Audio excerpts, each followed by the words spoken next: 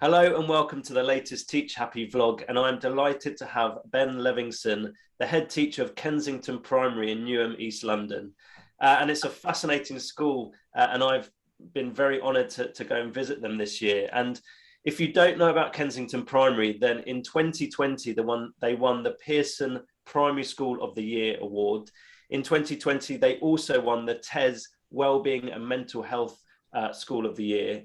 They got the Carnegie Gold Award for Mental Health in about 2019. They're one of the founding schools of the Well Schools movement. And also this year, Ben Levinson was awarded an OBE presented by Prince Charles himself. So honoured to have you on the vlog today, Ben. Welcome. Thank you very much. Absolutely honoured to be here. Thank you. Excellent. So we're going to dive straight into the questions, because one of the reasons I wanted you on a Teachappy vlog was because Kensington Primary are doing things differently. Even within the constraints of the current system, you're doing things boldly and differently. And about roughly 6 years ago, I believe, you rewrote your curriculum at Kensington, or you started that journey, and you created eventually Curriculum K. And so what I want to ask you is, why did you feel the need to do things differently? Why did you feel the need to kind of rip everything up and kind of start again? I think I'd always been interested in looking at why we do things, and this kind of idea that so much of what was done, not just in education, but in all walks of life, was often done just because that's what we'd always done, and that sort of sense of inertia. And I think in education, when I started in education, I could see that there was also this additional reason looming over of, well, that's because Ofsted want us to do this. And the more we looked at what we were doing, and the more that we thought about why we were doing something, that we didn't, this process started before we got to the curriculum. There were lots of bits of what we did that we thought, that just doesn't seem to be the best use of the limited time and energy and resource we've got. The world is changing quickly.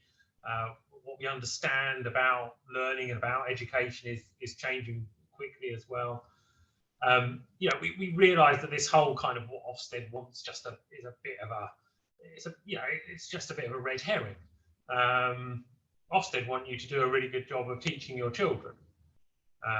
And yes, they probably don't always get that right, and we could argue all day about the role that they play, but fundamentally, they're people who work in education who want the best for our children, and they have their way of doing that. And so as long as we were clear what we were doing was the best for our children, that was what was going to be important.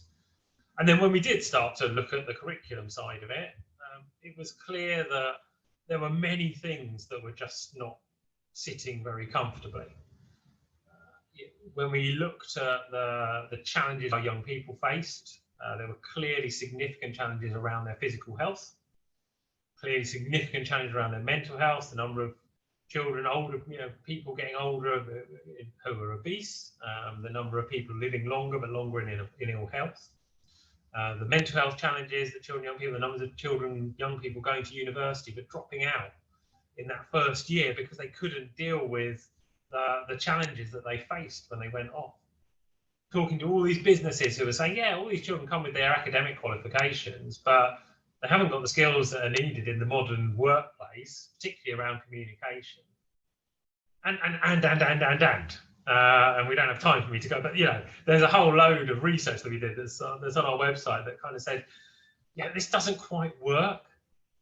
And then you looked at schools, and you looked at teachers, and you looked at the statistics around teacher well-being and how stressed teachers were, and just knowing from personal experience, looking at the timetable and thinking, right, I've got to teach story time, spellings, grammar, and then 5 hours of English or 5 hours of maths and science. Hang on a second, that doesn't fit. Like, what? And it's kind of like it's this crazy game we all play. We all pretend that we're doing all of it, and we're not. It's this collective kind of lie that we tell everybody, and it was sort of, well, that doesn't make sense. And then all the other stuff. So the themed weeks all the educational visits, all the performances, everything else that's not in the curriculum that sits outside. And actually, a lot of the time, that stuff was the best stuff.